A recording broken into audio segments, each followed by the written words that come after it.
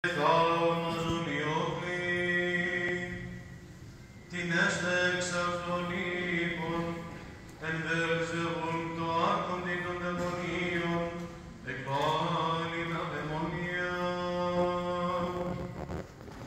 Έτεροι δε πειράζοντες σημείων παρ' αυτού εζήτων εξ ουρανού, αυτός δε ειδός αυτόν τα διανοήματα είπεν αυτής, πάσα βασιλεία έφε αυτήν, διαμεριστήσα, ερημούτε και οίκος επί οίκον πίπτη.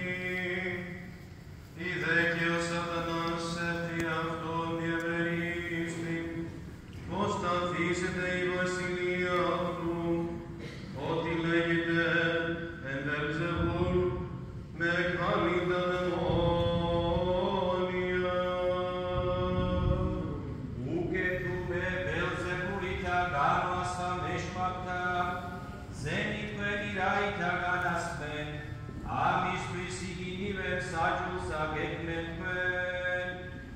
Uke tu me titita urtisaita ganos ta meshmakta, mosa vecemulas penzeda sasupeven irmatisa.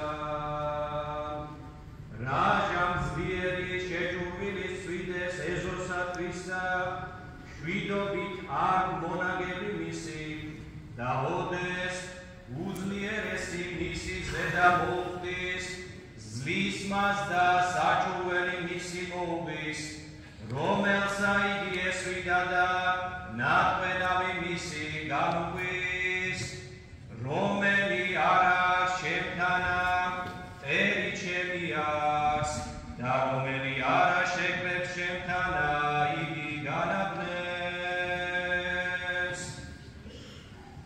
Είδε εγώ εν Βελζεβούλ εκβάλλω τα δαιμόνια, ήμον εν την εκβάλλουση, δια τούτου αυτοί κριτέοι μόν έσονται. Είδε εν δακτύλο Θεό εκβάλλω τα δαιμόνια, άρα έφτασεν εφ' ημάς η βασιλεία του Θεού.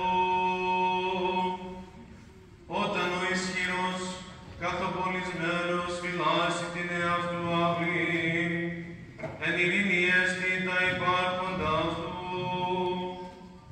επάντε ο ισχυρότερος αυτού επελθόν νικήσει αυτόν, την πανοπλίαν αυτού έρη έφυγε πεπίθη, και τα σκύλα αυτού διαβρύει